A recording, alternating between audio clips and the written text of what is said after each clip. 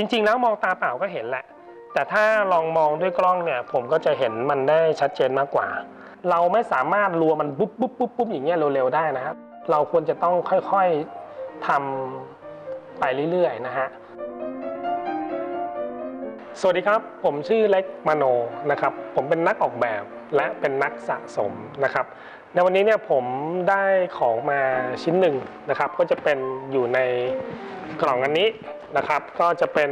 ของที่ส่งมาจากลูกค้าเพิ่งถึงเมื่อตอนเช้านี่เองนะครับก็เป็นนาฬิกาเรือนหนึ่งที่เป็นนาฬิกาที่ได้รับความนิยมจากผู้คนเลยนะฮะแบบเยอะแยะไปหมดเลยก็ถามหากันมามันก็เป็นนาฬิกาเรือนหนึ่งที่แบบผมสั่งซื้อโดยที่ผมยังไม่เห็นของแต่ผมก็จะเห็นจากรูปถ่ายทีนี้ผมก็อยากจะมาลองดูนะครับก็จะพาท่านผู้ชมมาลองดูด้วยว่าหลังจากแกะออกมาแล้วเนี่ยมันเป็นยังไงบ้าง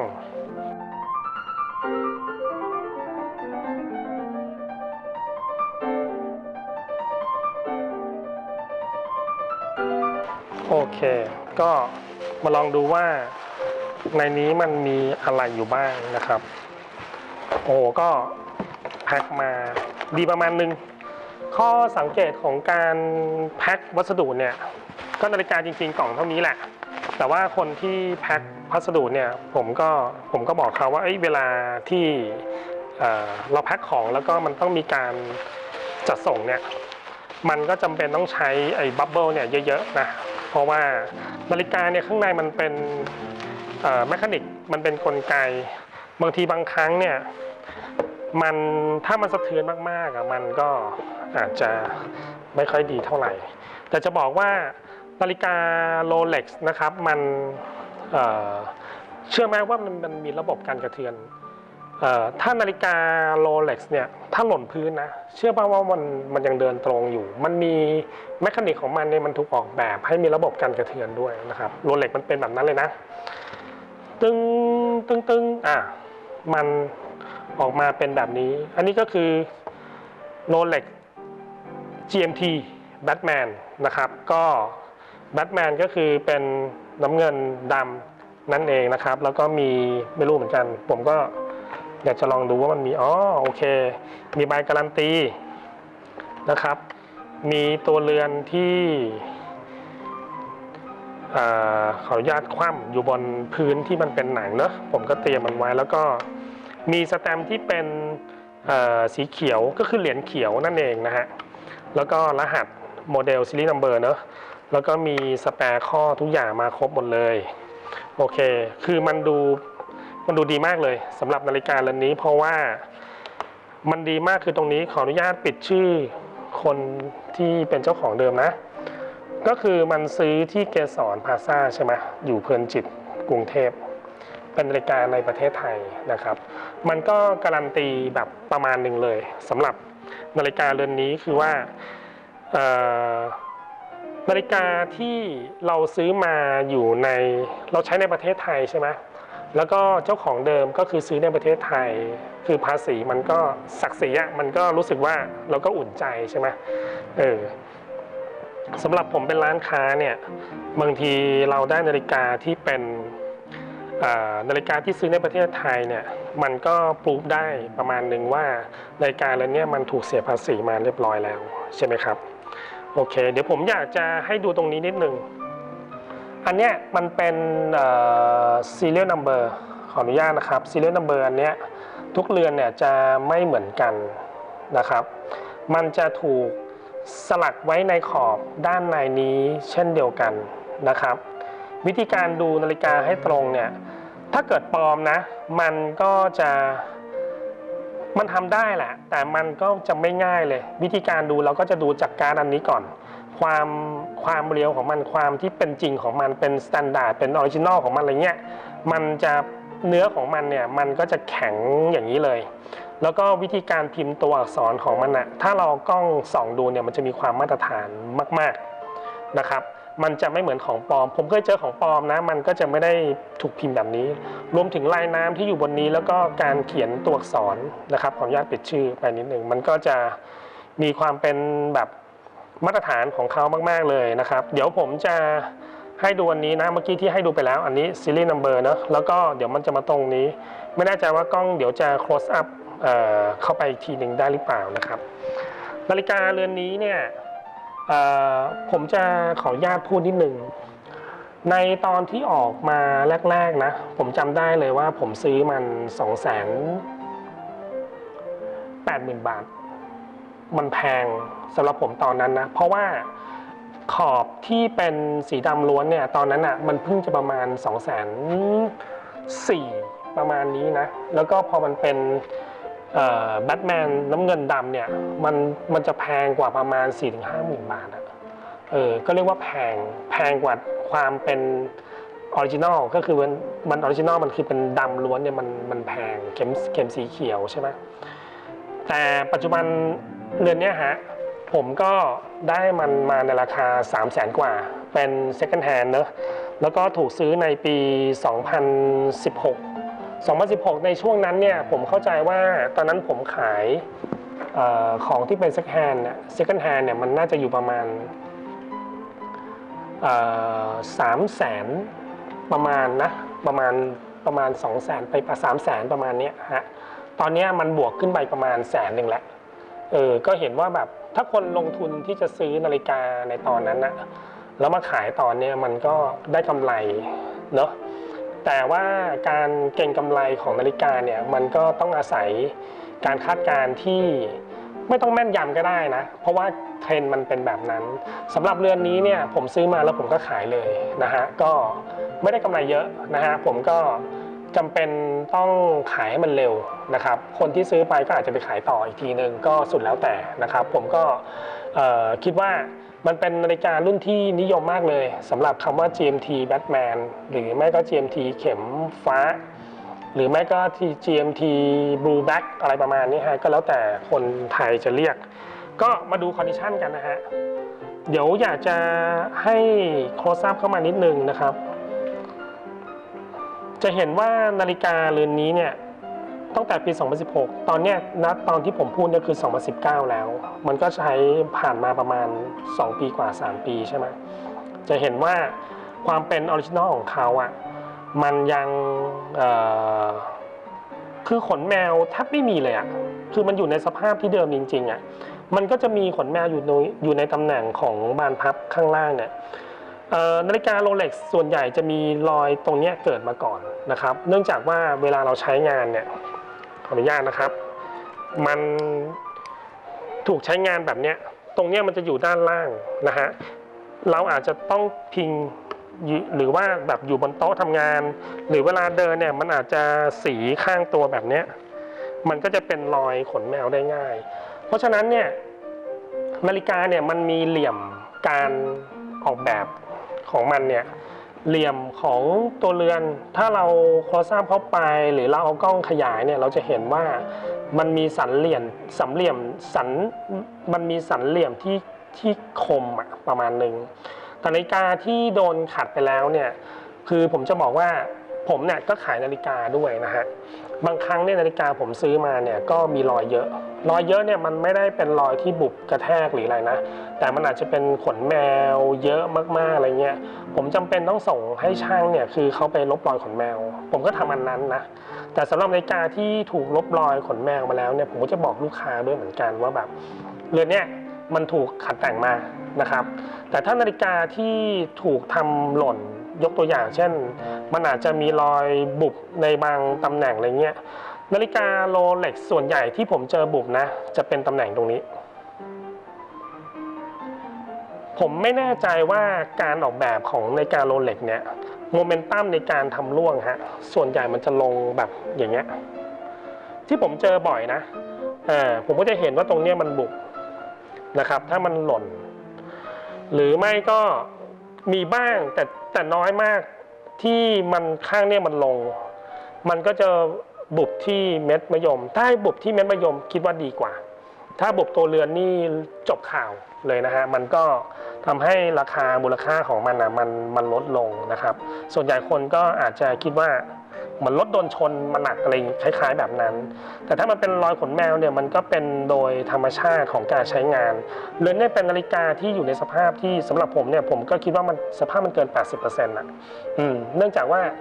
มันใช้มา3 ปีเนอะจะใส่น้อยใส่เยอะไม่รู้แหละแต่ผมก็คิดว่ามันเกิน 80%สำหรับนาฬิกาเรือนนี้เพราะว่ามันมีความเดิม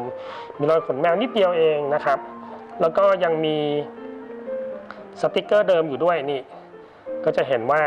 เดิมๆทีถ้าเป็นในยุคเก่าเนี่ยสติกเกอร์เนี่ยก็จะไม่รู้มองเห็นหรือเปล่าลอง close up ดูก็จะมีร่องรอยเหมือนไม่รู้โดนแกะมั้งเอานิ้วเขี่ยมั้งอะไรเงี้ยในสแตมป์ของนาฬิการุ่นเก่าก็จะเป็นสีเขียวนะครับสติกเกอร์ในสติกเกอร์รุ่นเก่าก็จะเป็นสีเขียวแต่ว่าถ้ารุ่นใหม่เป็นพวกขอบเซรามิกเนี่ยผมยกให้ดูมันก็จะเป็นสีใสแบบนี้นะครับสำหรับผมเนี่ย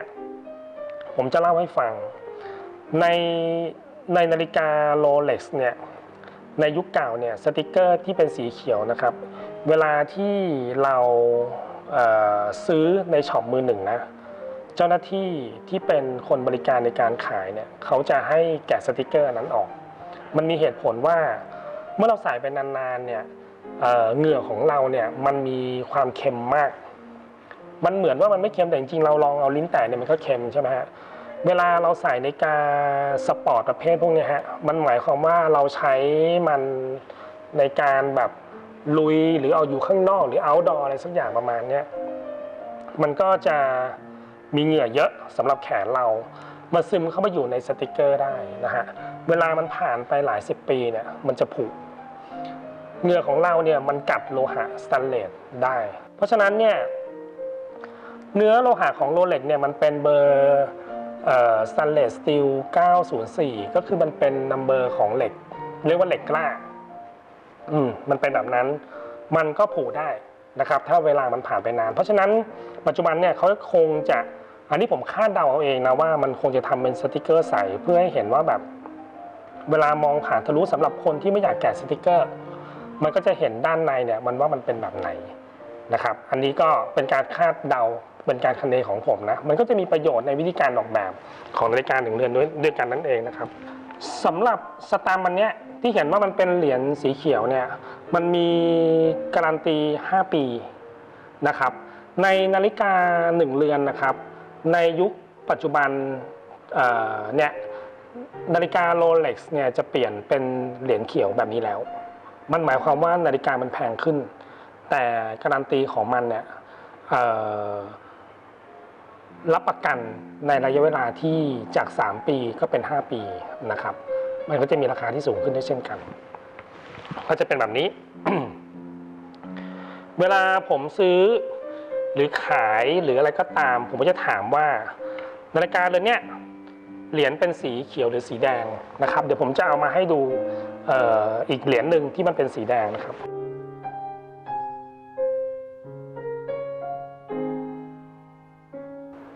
อย่างนี้นะเมื่อกี้พูดถึงนาฬิกาเรือนนี้เป็นเหรียญสีเขียวใช่ไหมครับอันนี้เป็นเหรียญสีแดงนะครับเหรียญสีแดงไม่ใช่ของนาฬิกาเรือนนี้เนาะอันนี้เป็นของคู่กับอันนี้นะครับจะเห็นว่าปกติแล้วเนี่ยเหรียญในยุคก่อนจะเป็นเหรียญสีแดงการันตีก็จะต่ำลงปัจจุบันนี้เป็นอันนี้5 ปีนะครับผมได้อันนี้มาจำไม่ได้แล้วว่ามันอยู่กับนาฬิกาอะไรมีราคาไทยบาทมาด้วย 332,000 นะครับแล้วก็มันเป็นซีรีส์นัมเบอร์ W ก็ปี199กว่าจะไม่ได้ไม่เป็นไร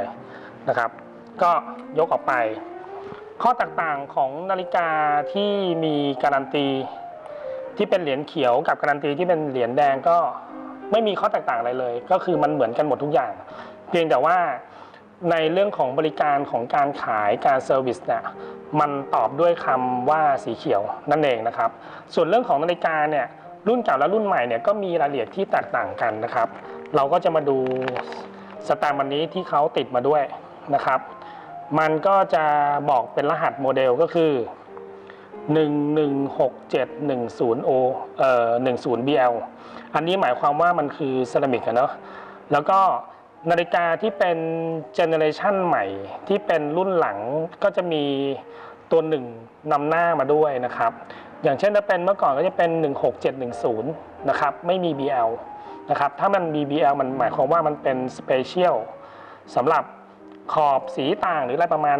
แบบนี้เราก็จำมันแค่นี้แต่ทีนี้ไอตัวที่มันมีเลขหนึ่งนำหน้าเนี่ยมันจะมาเพราะว่าสายรุ่นเนี้ยตัวเรือนรุ่นเนี้ยมันถูกเปลี่ยนเจเนอเรชันไปแล้วมันเป็น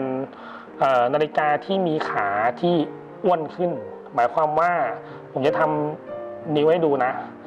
สมัยก่อนเนี่ยมันก็จะเป็นรุ่นที่มีขาที่เล็กแต่ปัจจุบันมันก็จะหนาขึ้นนะครับแล้วก็ลักษณะของด้านหน้าของเขาเนี่ยมิติด้านหน้าเนี่ยมันก็จะโพลิชแบบมีการขัดที่มันเป็นด้านคือซาตินนะฮะแล้วก็ตรงกลางมันก็จะเงาเนอะเงาแวบๆแบบนี้นี่คือลายสแตนดาร์ดของเขานะครับส่วนในด้านข้างนะฮะมันก็จะขัดเงาเป็นแบบนี้โดยปกติทุกรุ่นขัดเงาด้านข้างล้อไปกับสายด้านข้างด้วยนะครับการดีไซน์ของเขาก็จะทำให้มันสอดคล้องกันไปนะครับส่วนบานพับของ GMT เนี่ยผมจะบอกว่าการที่เรามีบานพับรุ่นแบบนี้ฮะมันสามารถทำให้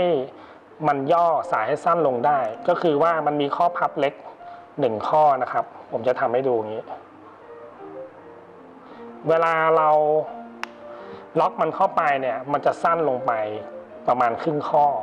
แต่เวลาเราใส่ออกไปข้างนอกเนี่ยเวลาแดดมันร้อนนะฮะตอนนี้ผมใส่พอดีเลยแสดงว่าเจ้าของเดิมเนี่ยแขนเท่าผมเลยมีคืนมาทั้งหมด3ข้อเนอะแล้วก็ถ้าเกิดว่าวันหนึ่งผมอาจจะอ้วนขึ้นหรืออวบขึ้นนะฮะหรือไม่ก็แบบอยู่ในที่ที่มันร้อนแล้วผมต้องการที่จะปลดอันเนี้ยให้มันยาวขึ้นผมก็จะปลดล็อกตรงนี้ออกมาได้เลยนะครับก็คือดึงมันออกมาอย่างนี้มันก็จะเกินออกมาครึ่งข้อนั่นเองนะครับมันจะทำให้มันหลวมขึ้นใส่สบายขึ้นนะครับครึ่งข้อก็จะมีขนาดของตัวระยะห่างเนี่ยประมาณสักเท่านี้ที่ได้มันมาก็คือประมาณสัก4 มิลลิเมตรนั่นเองนะครับเกือบครึ่งเซนก็ประมาณนี้นะฮะมันมีการใช้ที่ง่ายขึ้นนะครับมันเป็นสายเหมือนผมจะเรียกมันว่าสายกระชากก็คือกระชากออกมาเลยปลดล็อกมันออกมาได้เลยนะครับแล้วก็ลองหมุนเม็ดมะยมดูนะครับว่านาฬิกาโดยปกติแล้วถ้านาฬิกาที่ผ่านการใช้งานที่น้อยนะครับเวลาเราเข้าเกลียวเนี่ยมันจะประมาณสักเอาใหม่นะฮะมันจะประมาณสัก1 2 3 4อันนี้ประมาณ3ครึ่งหมุนไปอย่างนี้ฮะหมุน1 2 3 4สำหรับนาฬิกาที่ถูกใช้เยอะหมายความว่าผมใช้นาฬิกาเหลือเนี่ยมาหลายปีสมมตินะฮะผมก็จะต้องขันมันเงี้ยไปทุกๆวันตั้งไปตั้งมาตั้งไปตั้งมาเนี่ยเกลียวของมันเนี่ยจะสึกได้ง่ายนะฮะหมายความว่ามันจะค่อยๆสึกไปเรื่อยๆนาฬิกา1 เรือนเนี่ยมีส่วนที่สึกหรอได้โดยธรรมชาติก็คือว่า1 เม็ดมะยมเราใช้ไปมากๆเนี่ยมีโอกาสที่จะสึกหรอเราจำเป็นต้องเปลี่ยนนะฮะส่วนกระจกเนี่ยเวลาเราใช้ไปเนี่ยเราอาจจะไปโดนรอยขีดข่วนหรือของมีคมหรือของแข็งเนี่ยกระจกเนี่ยก็อาจจะเสียหายได้ก็ต้องเปลี่ยนนะครับรวมถึงขอบที่เป็นเซรามิกเนี่ยคุณสมบัติของขอบเซรามิกเนี่ยถ้าเป็นของแท้นะฮะลองโคลสอัพให้ดูสีมันจะเป็นแบบนี้ผมเคยเจอเซรามิกที่เป็นของเทียมนะฮะสีมันก็ใกล้เคียงมากเลยอันนี้ก็คือใช้หลักของความคุ้นเคยว่าแบบสีของมันน่าจะเป็นแบบสีโทนประมาณแบบนี้นะครับแต่ก็จะดูยากนะก็จะดูถึงตัวอักษรความหนาของมันด้วยเหมือนกันว่าแบบมันมีความหนาที่แบบประมาณเนี้ยคือของพวกนี้มันเป็นฟีลลิ่งในความคุ้นเคยคือเวลาเรายกนาฬิกาขึ้นมา1 เรือนเนี่ยผมยังไม่ได้ส่องกล้องนะแต่ผมก็จะใช้ฟีลลิ่งของแบบความคุ้นเคยก่อนอย่างเช่นบางท่านอาจจะบอกว่าเฮ้ยโรเล็กแท้ต้องน้ำหนักประมาณหนักเราไม่รู้ว่ามันอยู่ตรงไหนคำว่าหนักหรือเบาอะไรประมาณนี้ฮะแต่ว่าถ้าเราจับมันบ่อยๆเนี่ยเราก็จะคุ้นเคยมันก็คือฟีลลิ่งใช่ไหมของความรู้สึกที่เราคุ้นเคยของมัน สัมผัสในรายละเอียดของเออความเป็นออริจินอลเนี่ยมันจะมีความเรียบเนียนประมาณหนึ่งเลยนะครับกระจกของมันเนี่ยมันก็จะไม่คมในสันของมันเนี่ย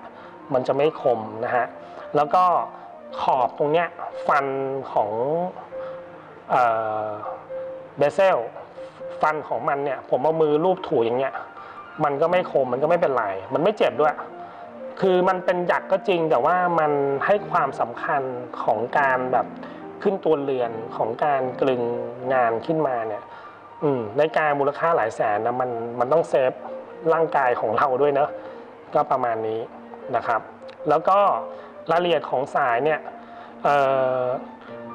เนื่องจากรุ่นเนี้ยมันเป็นสายที่ตันใช่ไหมเราก็จะมองเห็นว่าแบบถ้าเป็นรุ่นแรกนะฮะตรงเนี้ยมันจะโปร่งข้อกลางมันจะเป็นเหมือนเหล็กม้วนใช่ไหมแต่รุ่นใหม่เนี่ยข้อมันจะตันตรงกลางมันตันทั้งหมดเลยนะฮะมันจะให้ความทนทานมากแล้วก็จุดตายอันนึงที่เราดูสายว่ามันเป็นสายแท้สายเทียมเนี่ยจริงๆให้ดูหัวน็อตนะครับหัวน็อตของมันเนี่ยถ้าเรามองด้วยตาเปล่าแล้วจริงๆก็มองเห็นว่าแบบมันมีรายละเอียดที่เป๊ะแต่ถ้าเป็นสายเทียมเนี่ยส่วนใหญ่หัวน็อตมันจะไม่เป๊ะนะครับมันก็ดูในหลายๆส่วนเลยแล้วก็ดูไปจนถึงแบบร่องของเหล็กข้างในอะไรพวกนี้ฮะมันก็มีรายละเอียดที่แบบพอสมควรเลยสำหรับนาฬิการุ่นนี้นะฮะผมเคยเจอจุดอ่อนของมันอย่างหนึ่งคือว่าเวลาเราตั้งเวลาของ GMT อ่ะจักรมันอ่ะชอบมีปัญหาถ้าเกิดว่าเรารัวอันนี้ผมตั้งแบบเป็นหลักชั่วโมงนะผมดึงออกมาเป็นจังหวะเดียวนะแบบนี้แต่เราไม่สามารถรัวมันปุ๊บปุ๊บปุ๊บปุ๊บอย่างเงี้ยเร็วๆได้นะฮะเราควรจะต้องค่อยๆทำไปเรื่อยๆนะฮะแต่บางคนใจร้อนก็ผมแนะนำว่ามันอาจจะไม่ใช่วิธีที่ถูกต้องก็คือตามเข็มนาฬิกาไปแต่ว่าให้มันมีจังหวะของมันไปแล้วก็ดึงอีกจังหวะหนึ่งเพื่อตั้งเวลาโดยละเอียดก็ให้ทำแบบนั้นนะฮะนาฬิการุ่นนี้ผมเจอหลายครั้งเลยที่จักรข้างในเนี่ยมันชำรุดมันไม่ได้มีปัญหาหนักนะแต่มันจำเป็นต้องเปลี่ยนอะไหล่ใช่ไหมก็สำหรับ GMT เนี่ยมันมีระบบที่เป็น4เข็มไงมันก็จะมีฟังก์ชันของมันเพิ่มขึ้นมาเป็นเข็มต่างเวลาอีกเข็มหนึ่งก็คือเข็มสีน้ำเงินนั่นเองนะฮะที่เป็นลูกศรอันเนี้ยทำหน้าที่มีประโยชน์อีกอย่างหนึ่งนั่นเองนะครับทีนี้ผมอยากจะลองพิสูจน์ดูซิผมเตรียมกล้องมาด้วยผมก็จะใช้กล้องมีอัตราขยายแค่6เท่าเนาะก็จะเป็นกล้องไซส์ขออนุญาตเช็ดเสื้อตัวเองเลยที่กระจกตอนนี้ผมดูเนี่ยซีรีส์นัมเบอร์ของมันคือ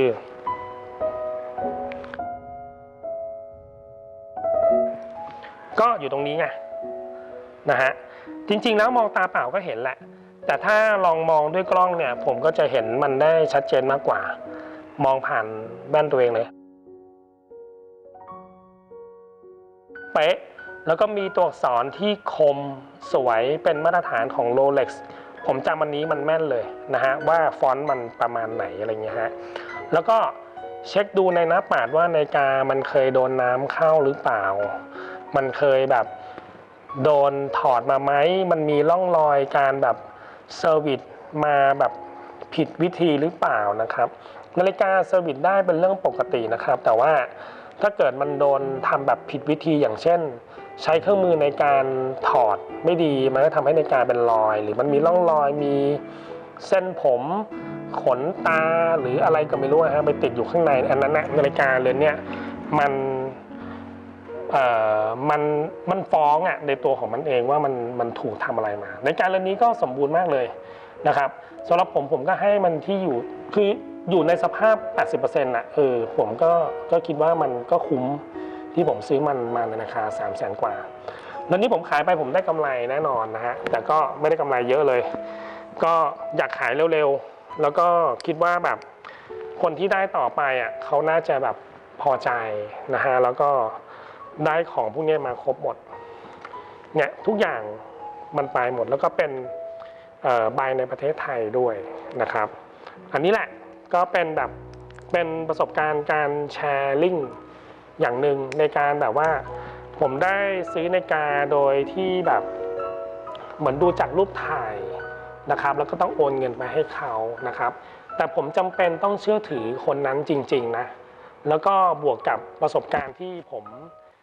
ดูของด้วยว่าแบบมันเป็นยังไงร่องรอยมันเป็นยังไงดูภาพถ่ายชัดเจนมากน้อยแค่ไหนแล้วมันเกิดมันต้องคาดเดาด้วยนะครับโดยส่วนหนึ่งแต่ความแม่นของผมก็มีมากพอที่ผมจะเชื่อว่ามันเป็นนาฬิกาที่ต้องดีอยู่ในสภาพสมบูรณ์หลังจากเนี้ยผมก็จะเอาไปเข้าเครื่องเทสเวลาว่าแบบมันเดินช้ามากหรือเดินเร็วมากหรือว่ามันมีค่าเออร์เลอร์ประมาณไหนกำลังของมันมีมากแค่ไหนอะไรประมาณนั้นครับก่อนจะส่งให้ลูกค้าต่อไปนะครับก็นี่คือวิธีการที่ผมทำแล้วผมก็ใช้หลักการนี้ปกติเราทำเราก็ไม่ได้พูดกับใครใช่ไหมแต่ว่าเวลาเราพูดมันออกไปคนที่ฟังผมเนี่ยก็น่าจะได้ประโยชน์